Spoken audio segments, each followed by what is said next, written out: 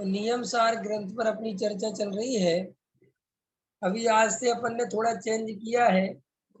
सभी के पास नियम सार ग्रंथ तो होंगे, तो आप सभी लोग, अब मैं नियम सार ग्रंथ में इसे पढ़ाऊंगा जो पूज्य गुरुदेव श्री के प्रवचन हुए हैं कारण शुद्ध पर्याय पर, कारण शुद्ध पर्याय के रूप में। वो आप कारण काढ़िए जो प्रवचन है उसको आप पढ़ लें। इस गाथा के आधार से अपन चर्चा करेंगे और उसमें पूज्य गुरुदेव के जो प्रवचन है मैं उसका वो पीडीएफ भेज दूंगा अगर मेरे पास होगा, वरना वो कोमल जी डाल देंगी द्रव्य दृष्टि पर। तो उसे सब अपने अपने डाउनलोड कर लेना और जो गाथा चले उसको पढ़ लेना। और उसमें कोई गुरुदेव श्री की ऐसी बात हो जो आपको समझ में नहीं आए तो वो मेरे से क्लास में प्रश्न के रूप में पूछ लेना। तो अभी अपन अब सीधा नियम सार ग्रंथ से पढ़ेंगे। तो आप सभी के पास ग्रंथ तो नियम सार का होगा ही। तो अपन आज गाथा नंबर 10 प्रारंभ करेंगे। ठीक है रोमित जी, गाथा नंबर 10 निकाल लें, सभी नियम सार ले लें। जिनने नहीं लिया हो, जिनके घर पे हो वो निकाल लेना, अगली क्लास में रख लेना और अभी ला सको तो 2 मिनट में ले आना। मैं अभी गाथा पढ़ रहा हूँ। जीवोपयोग मयो होवयो गोणान दंसणो होई णाणुव गो दुवियो सहाविणाणं विहाविणाणन्ति उपयोगमय है जीव वह उपयोग दर्शन ज्ञान है ज्ञानोपयोग स्वभाव और विभाव दुविध विधान है। क्या कहते हैं आचार्य कुंद देव? इसके पहले आचार्य कुंद देव ने पुद्गल द्रव्य की चर्चा करी थी कि पुद्गल द्रव्य कैसा है। अब आचार्य कुंद देव जीव द्रव्य की चर्चा कर रहे हैं कि जीव द्रव्य कैसा है। तो गाथा में कहते हैं जीव उपयोगमयी है। बहुत सरल गाथा है। जीवो उपयोगमयो, जीव सीधा कैसा है? उपयोगमयी। और वह उपयोग कैसा है? नाण दंसन होई, और वह ज्ञान और दर्शन। एक तो जीव उपयोगमयी है, और उपयोग किसे कहते हैं? तो कहते हैं जो ज्ञान दर्शन है वो उपयोग है। और देखो क्या कहते हैं, वह ज्ञान और दर्शन दो प्रकार, ज्ञान उपयोग दो प्रकार का, स्वभाव ज्ञान और विभाव ज्ञान। अब उसमें दो प्रकार के ज्ञान उपयोग की चर्चा है, एक स्वभाव ज्ञान और एक विभाव ज्ञान। तो दो बातें कही, जीव उपयोगमयी है, उपयोग ज्ञान दर्शनमयी है, और ज्ञान के दो भेद, स्वभाव ज्ञान और विभाव ज्ञान। इतनी बात आचार्य कुंद देव ने इस गाथा में कही। अब देखो टीकाकार क्या कहते हैं आचार्य। यहाँ इस गाथा में उपयोग का लक्षण कहा है। उपयोग का लक्षण किसका लक्षण कहा है? उपयोग का। और उपयोग किसमें पाया जाता है? जीव में। तो अपन इसको जीव का भी लक्षण कह सकते हैं, और थोड़ा सूक्ष्म में जाए तो उपयोग का लक्षण कह सकते हैं भेद करके। तो देखो क्या कहते हैं, उपयोग किसे कहते हैं? आत्मा का चैतन्य अनुवर्ती, चैतन्य का अनुसरण करके वर्तन करने वाला परिणाम सो उपयोग है। देखो क्या कहते हैं, आत्मा का चैतन्य अनुवर्ती, चैतन्य के अनुसरण करने वाला, माने जैसा चेतन है वैसा ही उपयोग है, ऐसा अनुसरण करने वाला वह परिणाम सो उपयोग है। और उपयोग धर्म है, जीव धर्मी है। धर्म और धर्मी, यहाँ वो धर्मात्मा वाला धर्मी मत लेना, ज्ञानी अज्ञानी वाला मत लेना। यहाँ धर्म और धर्मी माने धर्म उसका लक्षण, और धर्मी माने उस लक्षण को धारण करने वाला। धर्म और धर्मी माने वस्तु और वस्तु का लक्षण। तो देखो क्या कहते हैं, उपयोग धर्म है, जीव धर्मी है। दीपक और प्रकाश जैसा उनका संबंध है, ज्ञान और दर्शन के भेद से यह उपयोग दो प्रकार का है। कैसा संबंध है उपयोग और जीव का? तो आचार्य उदाहरण देते हैं कि जैसे दीपक और प्रकाश का अंतर है। ये क्या, एक दीपक और प्रकाश का संबंध है। ये कैसा संबंध है? कि दीपक वही है जिसको प्रकाश हो, प्रकाश के बिना कोई दीपक नहीं होता। ऐसे ही जीव ज्ञान दर्शन के बिना कभी भी नहीं होता। इसलिए जैसे प्रकाश और दीपक का संबंध है, ऐसे ही उपयोग का और जीव का संबंध है। और देखो क्या कहते हैं, ज्ञान और दर्शन के भेद से यह उपयोग दो प्रकार का है। अर्थात उपयोग दो प्रकार का है, ज्ञान उपयोग और दर्शन उपयोग। इसमें ज्ञान उपयोग भी स्वभाव और विभाव के भेद के कारण दो प्रकार का है। अर्थात ज्ञान उपयोग भी दो प्रकार का है, स्वभाव ज्ञान उपयोग और विभाव ज्ञान उपयोग। उनमें स्वभाव ज्ञान अमूर्त, अव्यवहार, अतीन्द्रिय और अविनाशी है। वह भी कार्य और कारण रूप से दो प्रकार का है। अर्थात स्वभाव ज्ञान के भी दो प्रकार हैं, कार्य स्वभाव ज्ञान और कारण स्वभाव ज्ञान। कार्य तो सकल विमल, सर्वथा निर्मल केवल ज्ञान है, और उसका कारण परम पारिणामिक भाव में स्थित त्रिकाली त्रिकाल रूपाधिक सहज ज्ञान है। केवल विभाव ज्ञान तीन है, उमति, कुश्रुत और विभंग। ठीक है, देखो क्या कह रहे हैं। अभी भेद पर भेद चल रहे थोड़े से। सबसे पहले अच्छे से देखो, जीव का स्वभाव है ज्ञान दर्शन। फिर आचार्य कहते वो ज्ञान दर्शन का जीव के साथ कैसा संबंध है, तो वो कहते वो बिल्कुल दीपक और प्रकाश की तरह संबंध है, माने उसको अलग नहीं किया जा सकता। एक बार फिर बोले साहब, ज्ञान उपयोग भी दो तरह का है, एक स्वभाविक ज्ञान, एक व्यवहारिक ज्ञान। फिर स्वभाव ज्ञान में भी दो भेद कर दिए, एक कारण ज्ञान और एक कार्य ज्ञान। समझ में आया ना। कारण ज्ञान और कार्य ज्ञान की जो शैली है, ये आपको सिर्फ नियम सार में मिलेगी। ये वाली शैली जहाँ कारण को अलग रखते हैं और कार्य को अलग रखते हैं, मैंने इसमें द्रव्य और पर्याय से भेद नहीं करवाया। नियम सार की सबसे बड़ी जो विशेषता देखने में आती है, एक अलग दृष्टिकोण में देखने को मिलता है। पूरे जिनागम में आपको दो तरह से कथन मिलेंगे, एक कथन मिलेगा द्रव्य की तरफ से, एक कथन मिलेगा पर्याय की तरफ से। एक कथन मिलेगा निश्चय की तरफ से, एक कथन मिलेगा व्यवहार की तरफ से। एक कथन मिलेगा उपादान की तरफ से, एक कथन मिलेगा निमित्त की तरफ से। एक मोटा मोटी उसकी शैली है। एक कथन मिलेगा पर्याय दृष्टि से, एक कथन मिलेगा द्रव्य दृष्टि से। लेकिन नियम सार इन सारी शैलियों से थोड़ी अलग शैली अपनाता है, इसलिए थोड़ा ये अलग दिखता है। इसमें कारण और कार्य का भेद करते हैं। यहाँ कार्य में तो लेते हैं शुद्ध पर्याय, ख्याल में है ना, और कारण में लेते हैं उन पर्यायों को प्रकट करने वाला द्रव्य। तो माने वो इस तरीके की चर्चा करते हैं। नियम सार में इस तरीके की बात आती है कि साहब मुझे सम्यक दर्शन प्राप्त करना है, उदाहरण के लिए, तो वो कहते हैं सम्यक दर्शन तो हुआ कार्य।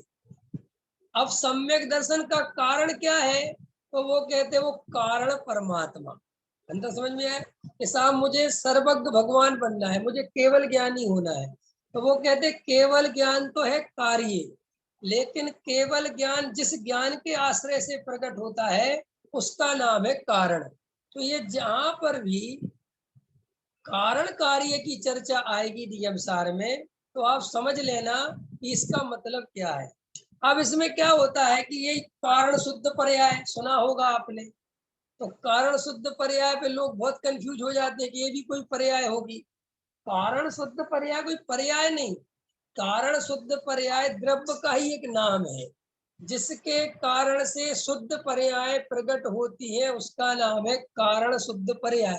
सीधा सा नाम है कारण शुद्ध पर्याय। जो शुद्ध पर्याय का कारण हो उसका नाम क्या ले सकते हो आप, कारण शुद्ध पर्याय।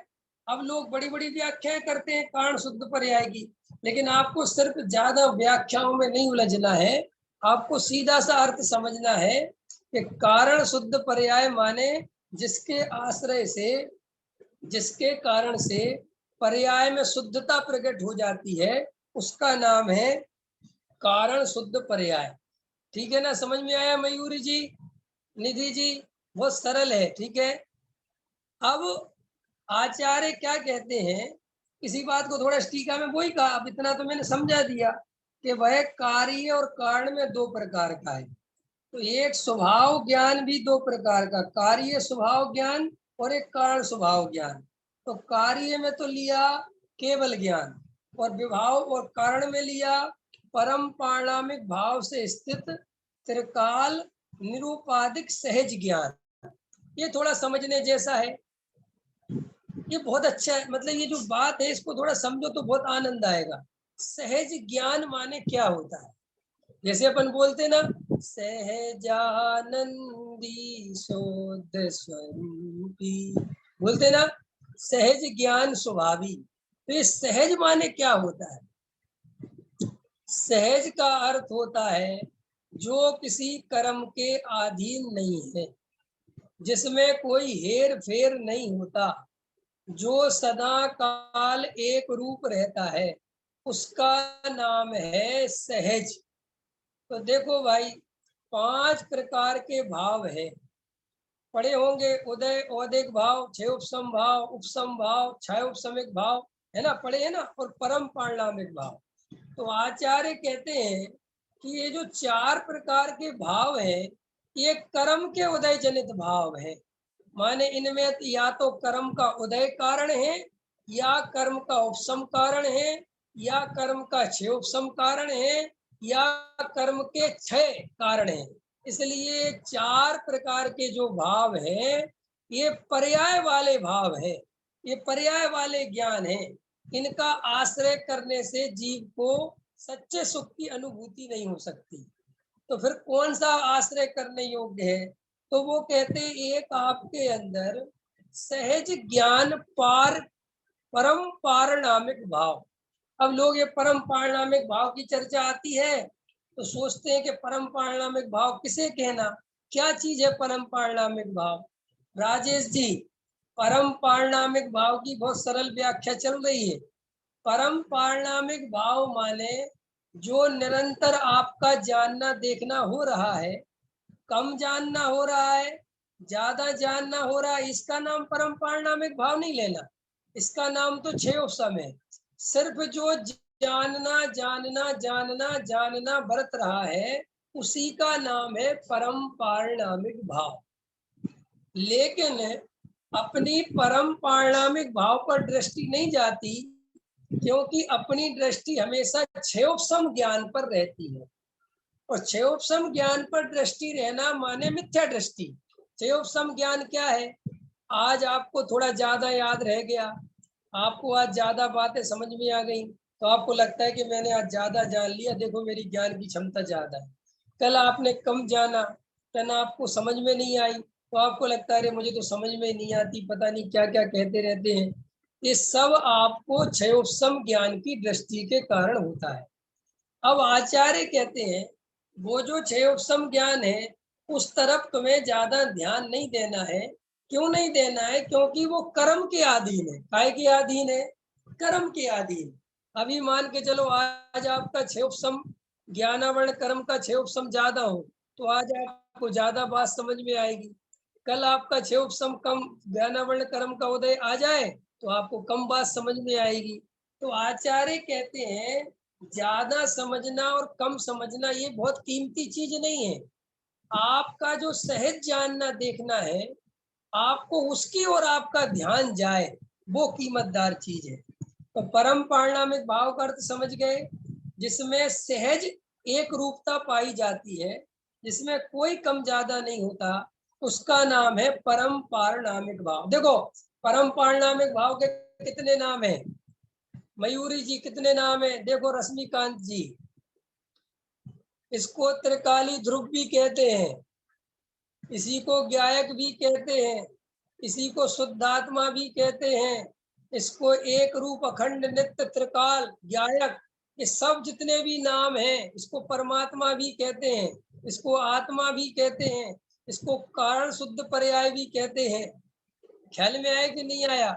लेकिन आप बहुत सारे विद्वानों से मिलोगे तो वो सब में आपको अंतर बता देंगे थोड़ा थोड़ा, कि ज्ञायक इस अपेक्षा कहा, ज्ञान स्वभाव सापेक्षा कहा, कारण परमात्मा सापेक्षा कहा, लेकिन मैं आपको एक भी अपेक्षा बताने को तैयार नहीं हूँ। क्यों नहीं हूँ? क्योंकि उन अपेक्षाओं से कोई लेना देना नहीं है।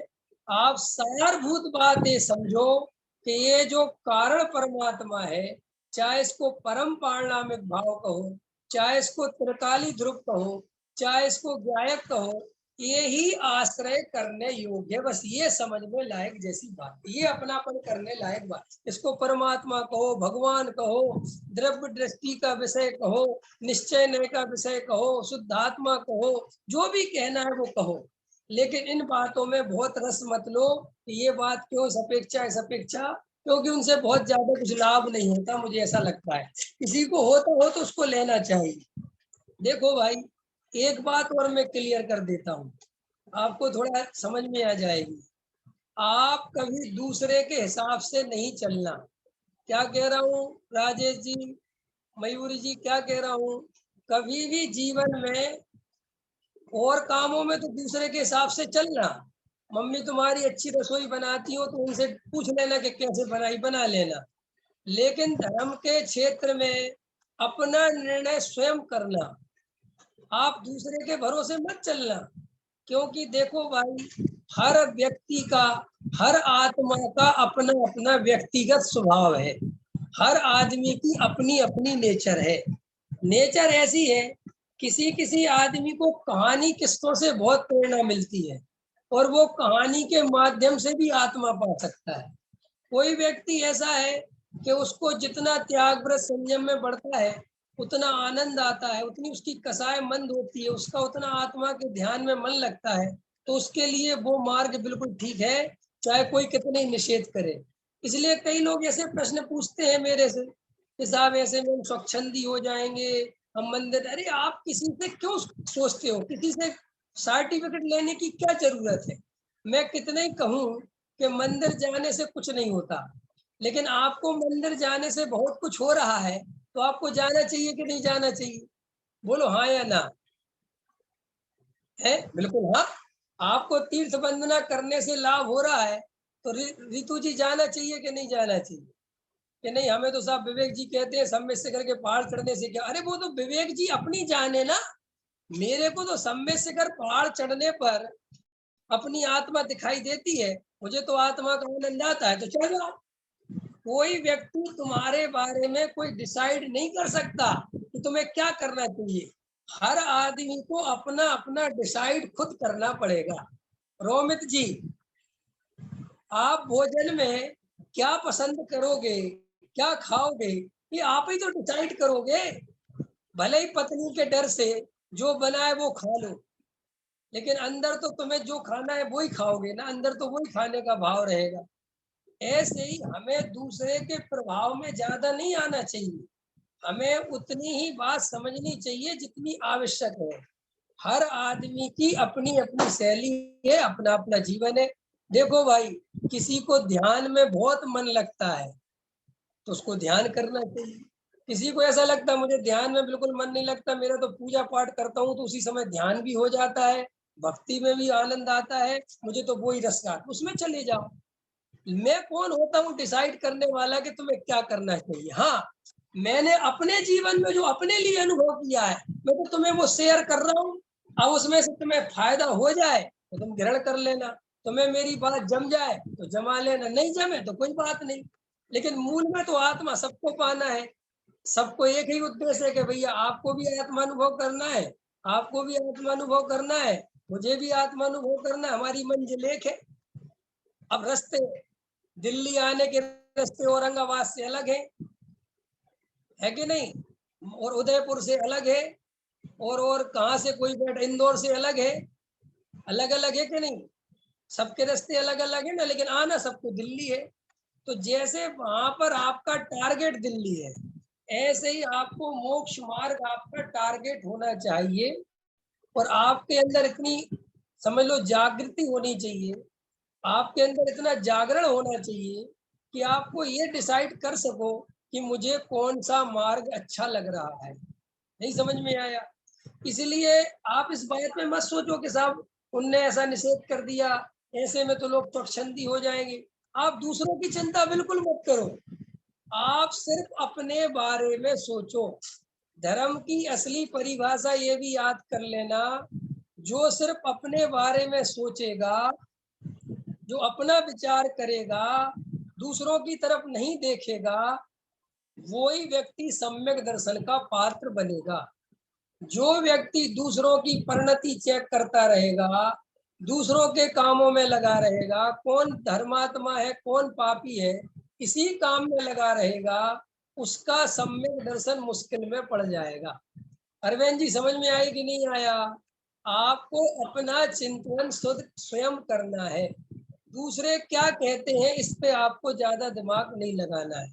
इसलिए मैं कहता हूँ, लोग ऐसा सोचते हैं, कोई साहब आपने तो पूजा पाठ का बहुत बहुत बहुत वो बता दिया, लोग तो पुण्य में ही लगे रहेंगे, अथवा किसी ने पुण्य छुड़ा दिया।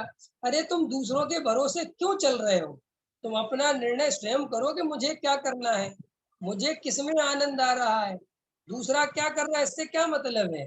तो देखो, ये प्रश्न जो मन में उठते रहते हैं कि ये करें ये करें ये करें। आज एक बहन पूछ रही थी कि साहब पुरुषार्थ तो करना पड़ेगा ना, करना पड़ेगा ना पुरुषार्थ, कौन मना करता है कि बिना पुरुषार्थ के मोक्ष मिलता है। लेकिन अब आप कौन सा पुरुषार्थ समझ रही हो, आप किसको पुरुषार्थ समझ रही वो तो मुझे नहीं पता। मैं कौन से पुरुषार्थ की बात कर रहे वो मुझे पता है, आप किस पुरुषार्थ की बात कर रहे वो मुझे पता है। आप पूरी बात बोलो कि हम इसे पुरुषार्थ समझते हैं, तो फिर हम बता सकते हैं कि ये पुरुषार्थ हो सकता है कि नहीं। तो इसीलिए अपने को मोक्ष मार्ग में सिर्फ अपने बारे में चिंतन करना है, जगत की चिंता बिल्कुल नहीं करनी है, जगत के बारे में बिल्कुल परेशान नहीं होना है। तो देखो यहाँ पर जो परम पारिणामिक भाव की चर्चा है, तो कल मेरे से कोई ये प्रश्न पूछना न लगे कि आपने तो परम पारिणामिक भाव की ऐसी व्याख्या कर दी, फलाने तो ने ऐसी व्याख्या करी थी। मुझे उसमें रस नहीं है, मुझे इस बात में रस है कि आपको परम पारिणामिक भाव में क्या समझ में आ सकता है। तिलक जी समझ में आ रहा है परम पारिणामिक भाव क्या चीज है? ये आपको भाव भाषण होना चाहिए। अगर आपको ये भाव भाषण नहीं होगा तो आप परम पारिणामिक भाव का आश्रय कैसे लोगे? इसलिए मैं हमेशा कहता हूँ परम पारिणामिक कोई बहुत बड़ी चीज नहीं है, जो हमारे अंदर जानना देखना हो रहा है, इसी का नाम परम पारिणामिक भाव है। इससे अलग कोई परम पारिणामिक भाव नहीं है। क्लियर हुआ पंकज जी? ये आचार्य ने अपन को कारण और कार्य की जो अंतर समझा रहे हैं वो मैंने आपको बताया। अब देखो आचार्य क्या कहते हैं कि केवल विभाव रूप ज्ञान तीन है, कुमति, कुश्रुत और विभंग। विभंग माने कुअवधि ज्ञान।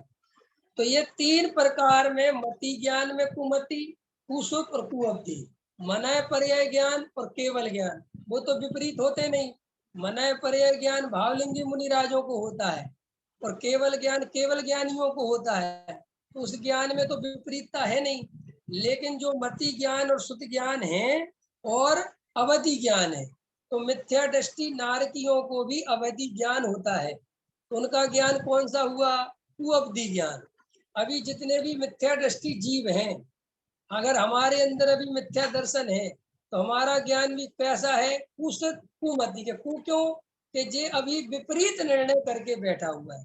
अभी हमें स्त्री पुत्र मकान दुकान घर गृहस्थी इनमें अपनापन चल रहा है, इनको अपना मान रहे हैं, शरीर का कर्ता धर्ता अपने को मानते हैं, व्यापार आदि का कर्ता धर्ता अपने को मानते हैं।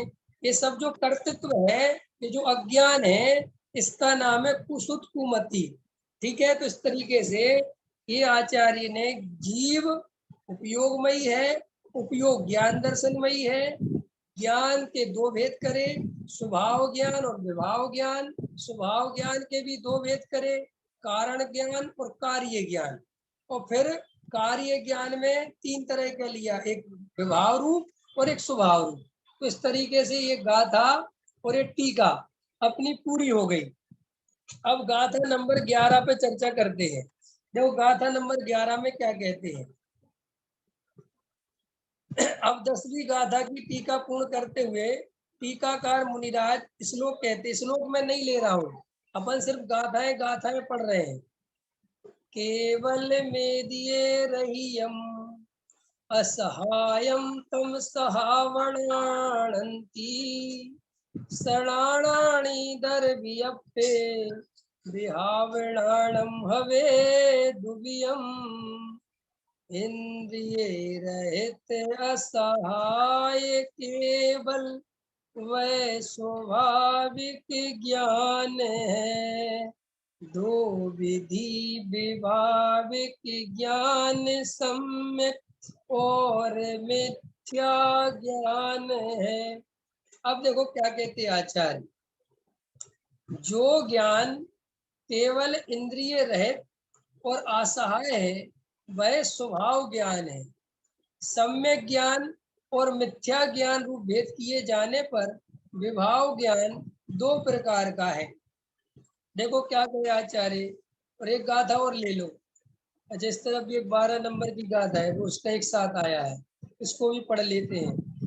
सड़लाणम चहुवेयम मदिसुद ओईतहेव मण पज्जम अर्णाणम तिव्यप्पम मदियाई भेद दो चेव। क्या कहते, सम्यक ज्ञान चार भेद वाला है, मति, श्रुत, अवधि तथा मन पर्याय, और अज्ञान मिथ्या ज्ञान मति आदि के भेद से तीन भेद वाला है। तो पहले नंबर की गाथा में क्या कहते हैं आचार्य, जो ज्ञान केवल इंद्रिय रहित हो और असहाय हो वह स्वभाव ज्ञान है। अब एक स्वभाव ज्ञान और विभाव ज्ञान की चर्चा इस अपेक्षा से भी दिनागम में आती है कि जिस ज्ञान में इंद्रियों की सहायता लेनी पड़े, जिस ज्ञान में पर द्रव्य की सहायता लेनी पड़े, जो किसी की सहायता से हो, वो मेरा स्वभाव ज्ञान नहीं है, वो मेरा स्वाभाविक ज्ञान नहीं है। जिसमें कर्म का उदय हो, क्षयोपशम हो, वो सब मेरा स्वाभाविक ज्ञान नहीं है। और वो कहते हैं जिस ज्ञान में जो बिना इंद्रियों के हो, जिसमें किसी की सहायता नहीं लेना पड़े, वो मेरा स्वाभाविक ज्ञान है। तो वो स्वाभाविक ज्ञान बिना इंद्रियों के कौन सा है, कि वो तो अतीन्द्रिय ज्ञान केवल ज्ञान है, जिसमें किसी भी इंद्रिय का कोई सहारा नहीं लेना पड़ता। ठीक है। और क्या कहते हैं, वो स्वभाव ज्ञान है, और स्वभाव ज्ञान के भी फिर दो भेद कर रहे हैं, सम्यक ज्ञान और मिथ्या ज्ञान भेद किए जाने पर फिर विभाव ज्ञान के भी दो भेद हैं। पहले तो स्वभाव ज्ञान, फिर मिथ्या ज्ञान, और फिर विभाव ज्ञान के भी दो भेद। जो कौन कौन से हैं उसको बताते हैं। सम्यक ज्ञान चार भेद वाला है, मति, सुत, अवधि एवं मन पर्याय। मति, सुत, अवधि तथा मन पर्याय। और अज्ञान, अज्ञान में क्या क्या लिया, वही कुमति, कुसुत और कुअवधि। तो चार प्रकार से सम्यक ज्ञान हो सकता है। कैसे हो सकता है, कि जैसे अभी मुझे सम्यक दर्शन की प्राप्ति है, तो मेरा जो मति ज्ञान है और मेरा जो शुद्ध ज्ञान है वो सम्यक ज्ञान कहलाएगा। ठीक है। और मान के चलो मैं मुनिराज बन गया और मुझे अवधि ज्ञान भी हो जाए, तो मेरा वो भी सम्यक ज्ञान कहलाएगा। और मुझे मना पर्याय ज्ञान हो जाए, तो वो भी मेरा क्या कहलाएगा, सम्यक ज्ञान। क्लियर हो गई। और विभाव ज्ञान में अपन ने पहले चर्चा ले ली, कि वो तीन पहले की चर्चा ले ली। अब इसका खुलासा और टीका में कर रहे हैं, वो देखो। जो उपाधि रहित स्वरूप वाला होने से केवल है, आवरण रहित स्वरूप वाला रूप वाला होने से क्रम, इंद्रिय और देश काल आदि व्यवधान रहते, एक एक वस्तु में व्याप्त नहीं होता, समस्त वस्तुओं में व्याप्त होता है, इसलिए असहाय है, वह कार्य स्वभाव ज्ञान है। कार्य स्वभाव ज्ञान में सीधी सी बात है, आपको केवल ज्ञान कह रहे आचार्य, केवल ज्ञान ले लो, क्योंकि वो इंद्रिय के बिना होता है, उसमें कोई व्यवधान नहीं होता है, और वो एक एक वस्तु को क्रम से नहीं जानता, एक साथ युगपत सारी वस्तुओं को जानता है। ठीक है। और देखो, इस वह कार्य स्वभाव ज्ञान है। कारण ज्ञान भी वैसा ही है, काहे से निज परमात्मा में विद्यमान सहज दर्शन, सहज चारित, सहज सुख और सहज परम चित्त शक्ति रूप निज कारण समय सार के स्वरूपों को युगपद जानने में समर्थ होने से वैसा ही है। इस प्रकार शुद्ध ज्ञान का स्वरूप कहा। देखो, स्वभाव ज्ञान की चर्चा ले ली उनने केवल ज्ञान के रूप में। अब वो कारण ज्ञान में क्या कहते हैं पदम प्रमलधारी देव, कि जिससे वो केवल ज्ञान की प्राप्ति होती है, वो कारण ज्ञान कैसा है? तो वो कहते हैं निज परमात्मा में विद्यमान। निज परमात्मा में माने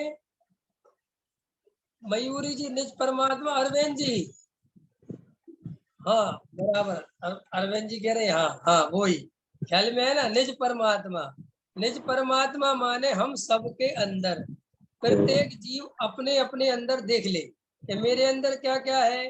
तो कहते हैं सहज दर्शन। सहज दर्शन माने जो किसी के सहायता, किसी के अधीन, किसी की पराधीनता, किसी निमित्त के द्वारा नहीं होता, जो अंदर सहज दर्शन है, सहज चारित्र है अपने अंदर। अभी तो चारित्र है ही नहीं। अब वो पदम पर मिलधारी देव तो कह रहे हैं कि चारित्र है, प्रत्येक जीव के अंदर सहज चारित्र है। सहज चारित्र समझ में आता है कि नहीं आता है? हमें चारित्र शब्द बाहर से समझ में आता है, लेकिन आचार्य कहते हैं यह अपना स्वरूप, यह आत्मा कभी अपने स्वरूप से बाहर निकल कर नहीं जाता, अपने गुण बाहर निकल कर नहीं जाते, अपने स्वरूप में ही सदा काल स्थित रहते हैं। ये आत्मा का सहज चारित्र है कि नहीं? हमारा ज्ञान दर्शन कहीं बाहर तो नहीं चला जाता मैं छोड़ के, सदा काल आत्मा में स्थित है कि नहीं अपना स्वरूप यहाँ सा। तो वो कहते हैं इसी का नाम तो चारित्र है। तो फिर ये जो बाहर का चारित्र है, ये तो पर्याय वाला चारित्र है। जो ये पर्याय दृष्टि होने से ये जो प्रणति बाहर में डोल रही है, परद्रव्यों में अटक रही है, इसका नाम है मिथ्याचारित्र। और ये परिणति जो त्रिकाल स्वभाव सदा काल मौजूद है, जिसमें कभी आचारित्र होने की संभावना नहीं है, ऐसे उस चारित्रमयी चैतन्य में, उस चैतन्यमयी स्वभाव में रम जाए तो उसको क्या होता है कि सहज चारित्र कहते हैं। और उस सहज चारित्र के आश्रय से पर्याय में भी चारित्र प्रकट हो जाता है। पकड़ में आ रहा कि नहीं आ रहा?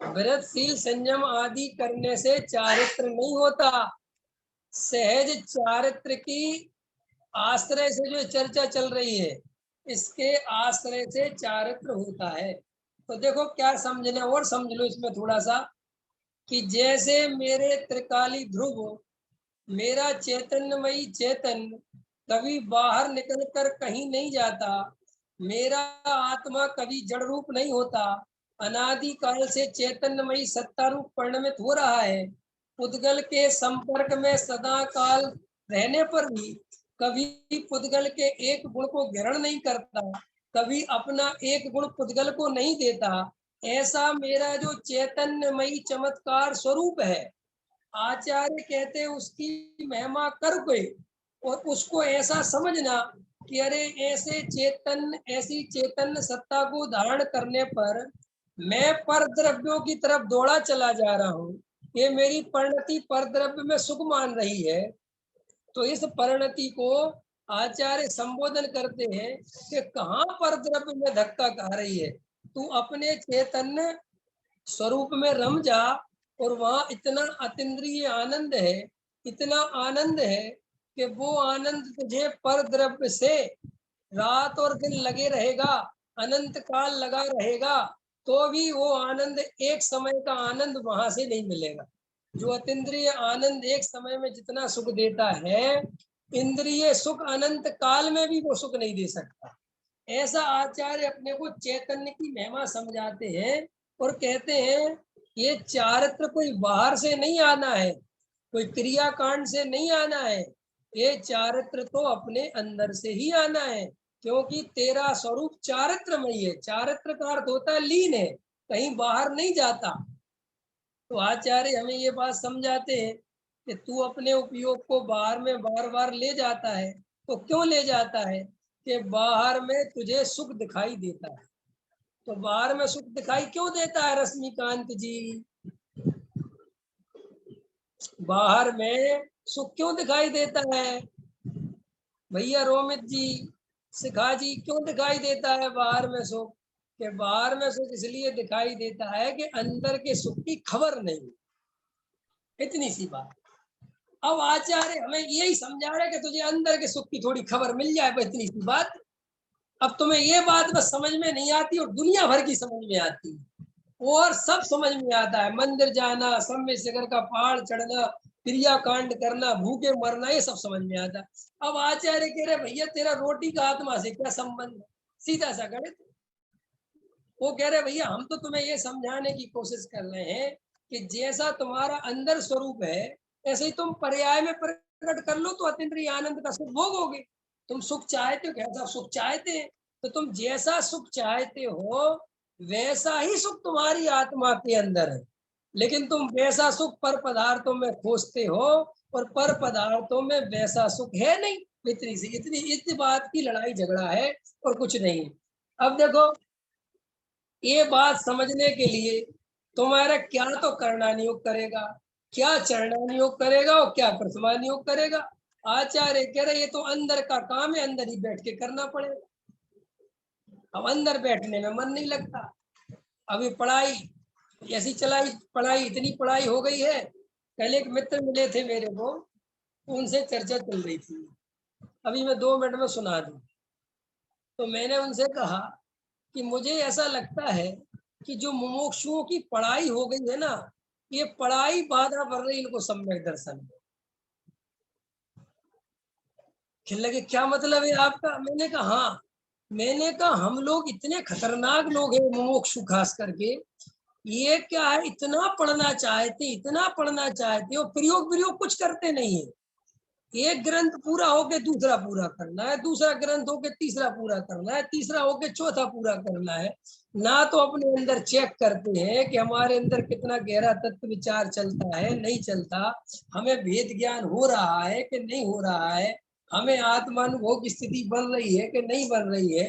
नहीं समझ में आया? वो पढ़ाने वाले भी इतने हैं कि पूछो मत।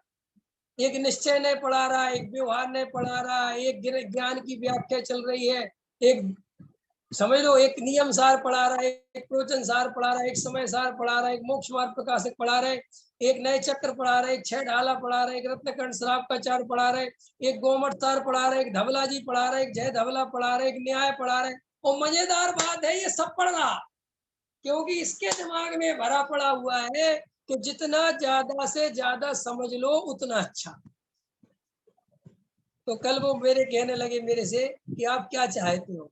मैंने कहा यार मैं ये चाहता हूँ कि ये पढ़ाई थोड़ी कम करा के अब इन लोगों से कहो कि तुम थोड़ा प्रयोग तो करो, प्रैक्टिकल तो करो, तुम्हारे अंदर क्या चेंज हुआ है। ये चेंज के नाम पे क्या समझते हैं हम सब, क्या समझते हैं, क्या चेंज हो गया तुम्हारे जीवन में? मोक्षु बनेंगे तो क्या हुआ कि पहले हम महाराजों की फोटो लगाते थे, अब गुरुदेव की लगा ली।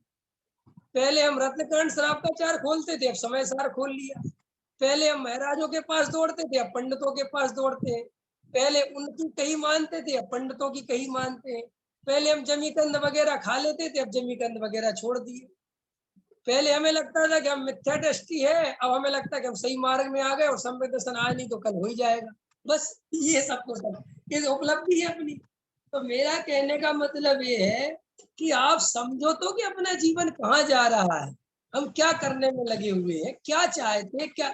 अब हमें देखता हूँ मुमुक्षु 70 साल के हो गए, 80 साल के हो गए, अभी भी समझे नहीं लगे हुए हैं, अभी भी बैठ के समझ रहे हैं और प्रश्न पूछते रहते हैं। पंडित जी वो बता देना, वो निश्चय का कथन आया था उस दिन वाणी में, वहां एक जीव समाज की चर्चा आई थी, थोड़ा समझा देना। अभी भी वो यही समझने में लगे हुए। किसी को ये रसी नहीं है कि साहब आत्मानुभव नहीं होता, हमें आत्मानुभव क्यों नहीं होता, ये हमारी पर्याय दृष्टि क्यों नहीं छूटती। और ज्यादा से ज्यादा रोमित जी क्या होता है, परिणामों की चिंता सताती। ये परिणामों की चिंता क्यों सताती, सबको पता है? तुम्हें नहीं पता? किसी को आत्मानुभव की चिंता सताए चाहे नहीं सताए, परिणामों की चिंता सबको सताती है। ये परिणामों की चिंता क्यों सताती है? क्योंकि इसको शुरू से पता है कि परिणाम से बंद होता है, बुरे परिणामों से बुरा बंद होता है और अच्छे परिणामों से अच्छा बंद होता है। तो इसलिए जैसे ही परिणाम बिगड़ते हैं इसको घबराहट होती है। तो फिर ये कहता साहब परिणाम बहुत बिगड़ते हैं, तो परिणाम कैसे सुधरे। अब आचार्य भी कहते हैं ऐसी कोई चीज होती कि परिणाम कैसे सुधरे तो मैं खुद ही बता देते ना कैसे सुधार लो। उनने खुद कहा कि भाई परिणाम परिणाम नहीं सुधरते, तुम अपनी आत्मा का आश्रय लोगे तो अपने आप परिणाम सुधर जाएंगे। अब आत्मा का आश्रय लेना नहीं चाहता, कोई मंत्र बता दो, कोई जाप बता दो, कोई शास्त्र बता, इसलिए लोग कर्णानियोग की गहराई में पढ़ते रहेंगे 2-3 घंटे, तो उनको लगता है हमारे देखो परिणाम 3 घंटे तो बच गए बिगड़ने से।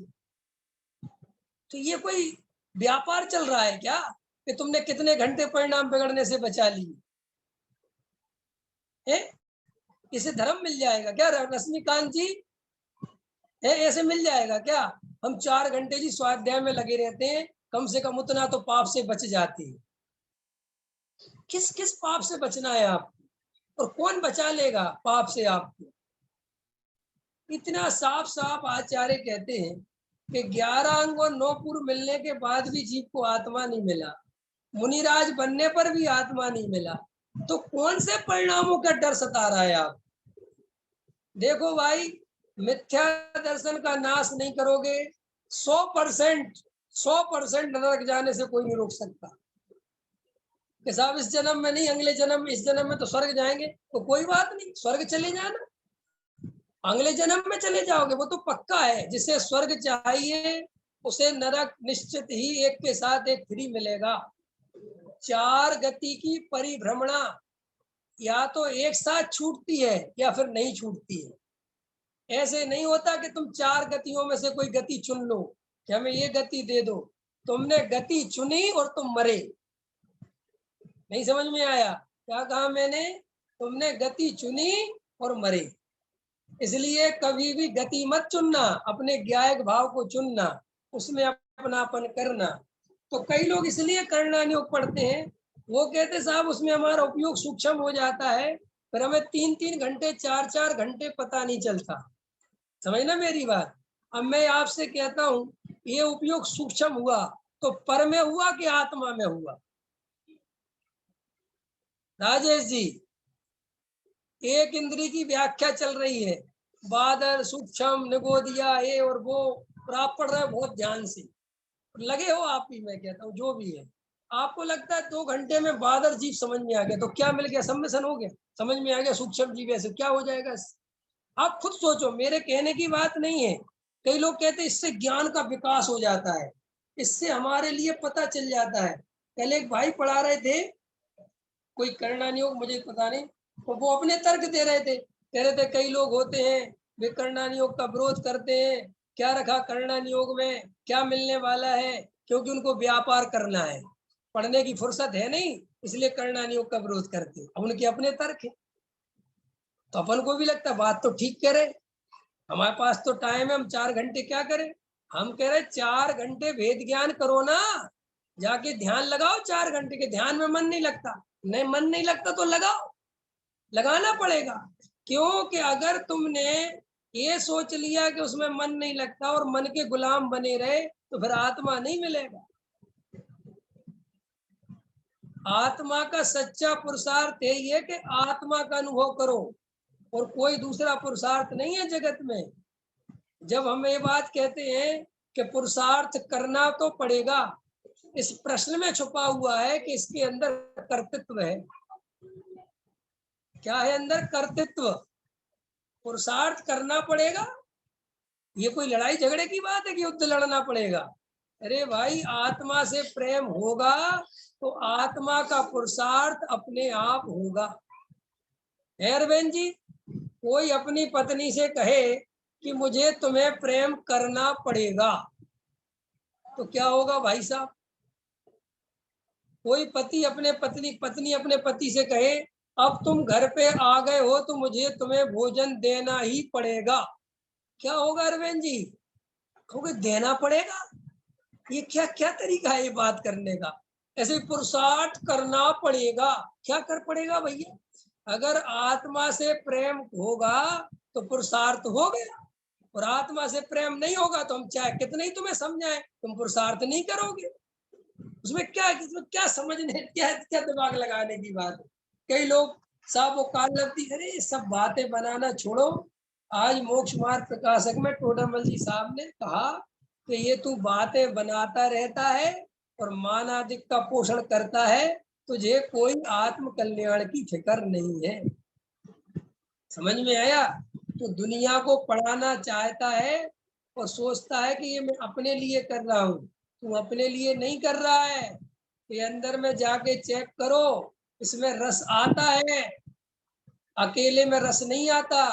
4 आदमियों के साथ ध्यान करने बैठते तो हमारा मन लग जाता है। वाह रे वाह, ध्यान करने में भी 4 आदमी चाहिए, स्वाध्याय करने में भी 4 आदमी चाहिए। क्या क्या है, तुम संग छोड़ ही नहीं पा रहे कहीं पे भी। गुरुदेव श्री से कहते थे हम तुम्हारे साथ मोक्ष चलेंगे, तो गुरुदेव कहते थे तुम अभी मोक्षु ही नहीं बन पाए, कि साथ जाने की भावना तो निगोद जाने की भावना है। अब गुरुदेव जैसा आदमी दुनिया में मिलना बहुत मुश्किल है। ख्याल में है ना? एक बात और कह देता हूं मैं तुम्हें, और तुम्हारे काम की इसलिए कह देता हूं। एक बात तो बता दी मैंने राजेश जी मोक्षुओं की, अब दूसरी भी बता देता हूँ, वो और खतरनाक। मोक्षुओं की और लाइमलाइट और जिंदगी खतरे में इसलिए है कि ये पड़ गए हैं पंडितों के हाथ में, और पंडितों पे इनकी श्रद्धा बिल्कुल है नहीं। पंकज जी, नहीं समझ में आया? कोई आदमी एक महाराज को मानता है तो वो महाराज की बात आंख बंद करके मानता है, बिल्कुल भगत है, जो महाराज जी कहे जी हम तो वही करेंगे। यहाँ पे तो प्रॉब्लम क्या है कि ना तो पंडित ही पे भरोसा है, और साथ में ये और भरोसा है कि पंडित जी से ज्यादा तो हम जानते हैं। अंतर समझ में आए ना? और बस सुनना है, सुनना है, और अंदर में पंडित जी सुना रहे हैं, वे सुन रहे हैं, शास्त्रों से मिलान करते जा रहे हैं। मैं आज बैठ के विचार कर रहा था कि लोग गुरुदेव को पढ़ रहे हैं पंडितों से, लेकिन मुझे ये समझ में नहीं आता गुरुदेव को पढ़ने के लिए पंडित की क्या जरूरत है। पूछो क्यों? क्योंकि गुरुदेव ने जितना खुलासा किया है एक बात का, उतना खुलासा कोई पंडित को मैंने आज तक करते नहीं देखा। इसलिए गुरुदेव को पढ़ना है तो गुरुदेव के सीडी प्रवचन भी है, गुरुदेव के द्वारा उन पर प्रवचन किए गए, तो डायरेक्ट गुरुदेव को सुनो ना, कि बीच में एक पंडित को रखने की जरूरत क्या है। नहीं समझ में आया? क्योंकि गुरुदेव से बढ़िया कोई व्याख्या कर ही नहीं सकता। मैं खुद ही मानता हूँ जितनी अच्छी व्याख्या गुरुदेव किसी चीज की करते हैं, उतनी अच्छी व्याख्या मैं 100 जन्म में नहीं कर सकता। वे एक एक बारीक बारीक शब्द को पकड़ते हैं गुरुदेव। तो अब गुरुदेव को ही सुनना है तो डायरेक्ट गुरुदेव को सुनो, और मुझे सुनना है तो फिर मुझे सुनो। विवेक जी तुम गुरुदेव को सुनाओ, एक क्या बात हुई? नहीं समझ में आया? गुजरातियों को बहुत इस बात का रहता है कि हम गुरुदेव को सुनेंगे, गुरुदेव को सुनेंगे। तो भैया गुरुदेव कोई ऐसे थोड़ी है कि जिनकी कोई बात रिकॉर्ड नहीं हो पाई या जिनके कोई प्रवचन नहीं छप पाए। जब तुम्हें गुरुदेव के ही सुनना है तो इन पंडितों को बीच में इन्वॉल्व क्यों करते हो? हाँ, ऐसा तो कर सकते हो कि गुरुदेव को पढ़ो, गुरुदेव को सुनो, और कोई बात तुम्हारी समझ में नहीं आए तो वो बात किसी विद्वान से पूछ लो कि हमें ये गुरुदेव की थोड़ी ये बात समझ में नहीं आ रही, पकड़ में आ रही बात के नहीं आ रही। लेकिन मैं देखता हूँ गुजरात में जाओ तो वहां कहेंगे जी गुरुदेव का बोलना जी, गुरुदेव ने जो बताया वही बताना जी। तो मैं फिर वही बताना है तो बात ही खत्म हो गई, उन्हीं से पूछ लो ना, उनने बोल तो रखा है सबका सब, अब मेरे से अलग से क्यों पूछना चाहते हो? पकड़ में आई मैं क्या कहना चाहता हूँ? ये सब आपके देखोगे हालतें लोगों की, तो ये सब पक्षपात की बीमारी है। कुछ अंदर खबर नहीं है कि अपन क्या चाहते हैं, क्या नहीं चाहते हैं, क्या निर्णय करना है, क्या निर्णय नहीं करना है, कुछ पता नहीं है। इसलिए जागृत होकर शांति से बैठ के भाई खूब गुरुदेव को सुनो। गुरुदेव के गुजराती में प्रवचन है, गुरुदेव के हिंदी में प्रवचन है, गुरुदेव का परिचय लो, समझो गुरुदेव को, तत्व निर्णय करो, और अपना विवेक जागृत रखो। देखो भाई, तुम श्रद्धा से सुनोगे, किसी की भी सुनो, चाहे मेरी सुनो। पहले मैंने एक बार पहले व्याख्यान करा था कि आप पहले डिसाइड कर लो कि ये आदमी सही है कि नहीं। पंकज जी, उसकी जितनी परीक्षा करनी है कर लो, लेकिन परीक्षा पे खरा उतर जाए तो फिर उसके पास श्रद्धा समर्पित कर दो। पकड़ में आ रही कि नहीं आ रही मेरी बात? आप अगर उसकी हमेशा ही परीक्षा करते रहोगे निधि जी, तो आपका कल्याण नहीं हो सकता, क्योंकि आपकी श्रद्धा रहेगी नहीं रोमित जी। और आज आपको मेरी बात अच्छी लग रही, कल मैंने कोई बात कही, अरे ये तो ऐसे ही है, ये तो सब पंडित ऐसे होते, बस बस तुम फिर चूक गए, फिर क्या करोगे, फिर नया पंडित पकड़ोगे। और यहाँ पंडितों का मार्केट गर्म है, एक पंडित जाता नहीं, दूसरा आने देर लगती नहीं, एक के बाद एक लाइन लगी है। और अपन की पंडितों के प्रति श्रद्धा वृद्धा है नहीं, क्योंकि मैं तो पूछता हूँ कि तुम बताओ किसी पंडित को सम्यक दृष्टि मानने को तैयार हो? तो लोग कहते अरे साहब ये बात मत करो। तो जब तुम उसे कुछ मानने को तैयार नहीं हो तो उससे सुनोगे क्या, पहले ये बताओ, क्या सुन रहे, किस लिए सुन रहे? तो मैं कहता हूँ तुम्हारी नजर में जो ज्ञानी हो तुम उसको सुनो, तुम सबकी मत सुनो। एक बार ज्ञानी छांट लो कि यार ये मुझे ज्ञानी दिखता है, तो वो उसकी बात तुम्हें असर करेगी। तुम खाली टाइम पास के लिए बातें सुन रहे हो, तो ये जिंदगी भैया टाइम पास करने के लिए नहीं मिली है, ये भाव के अभाव करने के लिए मिली है, गहराई से विचार करना। समय हो गया। सहजानंदी सोद स्वरूपी अविनाशी में आत्म स्वरूप, देह मरे पर मैं नहीं मरता, अजर अमर में आत्म स्वरूप, सहजानंदी सोद स्वरूप अविनाशी में आत्म स्वरूप, निज निधि निज में मिलाई, यह परम उपकार है, उसके लिए जिन वाणी माखू वंदना सतवार है, वंदना सतवार है। बोलो द्वादशांग में जिनवाणी माता की जय, महान जैन धर्म की जय, पंच परमेष्टि भगवान की जय। आगे से सभी लोग, जब ये मंगलवार को क्लास होगी नियम सार की, सभी लोग नियम सार ग्रंथ लेके बैठे। और पूज्य गुरुदेव कोई बात आपको समझ में नहीं आए तो मुझे मैसेज कर देना, मेरे पास, मैं अपने पास उस बुक में देख लूंगा और उसको खुलासा कर दूंगा। ठीक है पंकज जी, जय जिनेन्द्र। निधि जी का कोई प्रश्न था, आपको पूछना है निधि जी या बाद में? प्रश्न है क्या, पूछिए।